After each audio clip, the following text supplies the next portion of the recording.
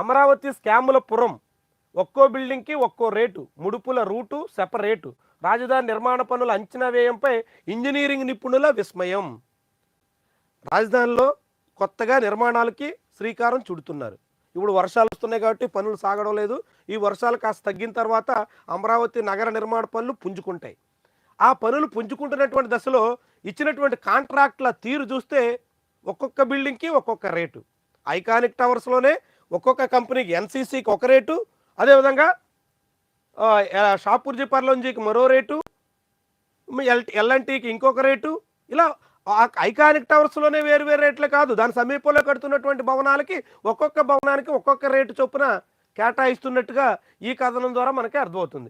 మంత్రులు హైకోర్టు జడ్జీల బంగళాల నిర్మాణ వ్యయం చదరపు అడుగుకి 10,000 రూపాయలు, 10,418 రూపాయలు మంత్రులకి హైకోర్టు జడ్జీలకి.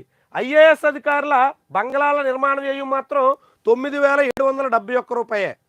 అంటే మంత్రులు హైకోర్టు జడ్జీల భవనాల నిర్మాణం కన్నా సుమారుగా 1000 రూపాయలు తక్కువకి ఐఏఎస్ అధికారుల భవనాలు నిర్మిస్తున్నారు. 5 ఐకానిక్ టవర్ల నిర్మాణ వ్యయం చదరపు అడుగు 8,000, 8,900, దాదాపు 9,000. 9,000 ఐకానిక్ టవర్స్ నిర్మిస్తుంటే సగటున. అదే ఐఏఎస్ అధికారులు 9,700 రూపాయలు అవుతుంది చదరపు అడుగుకి. అదే హైకోర్టు జడ్జీలు మంత్రుల విల్లాలకు మాత్రం 10,500 రూపాయలు అవుతుంది. 10,500 రూపాయలు ఎట్టి మంత్రులు హైకోర్టు జడ్జీలకి, 9,700 రూపాయలు ఎట్టి ఐఏఎస్ అధికారులకి, 9,000 రూపాయలు పెట్టి ఐకానిక్ టవర్స్ నిర్మాణం. ఏంటింత వ్యత్యాసం? అన్నీ అక్కడే. అవన్నీ దాదాపు ఒక 1/2 కిలోమీటర్ రేడియస్లోనే చుట్టూ ఐకానిక్ టవర్స్ చుట్టూ జరుగుతున్నటువంటి నిర్మాణాలే.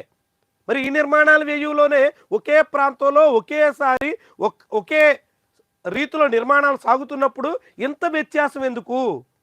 చదరపడికి 1,500 రూపాయల వ్యత్యాసం ఉంది. ఐకానిక్ టవర్స్కి మంత్రుల బంగళాలకి ఇంత వ్యత్యాసం ఎందుకు వస్తుంది? ఇంత తేడా ఏంటి? ఇదే ఈరోజు సాక్షి పత్రికలో వేసినటువంటి ప్రశ్న. మామూలుగా చదరపడికి 1,800 నుంచి 2,000 వరకు పెంచదంటున్న ఇంజనీర్లు. ఒకవేళ అక్కడ భూమి ఇతర పరిస్థితులు అందులోనూ ఆధునికంగా నిర్మిస్తున్నారనుకుంటే కనీసం 5-6 వేల రూపాయలైనా పెడతారనుకుంటే 10,000 రూపాయల వరకు పెడుతున్నారు. అంటే దాదాపు రెట్టింపు చదరపడికి చొప్పున ఖర్చు చేస్తున్నారు.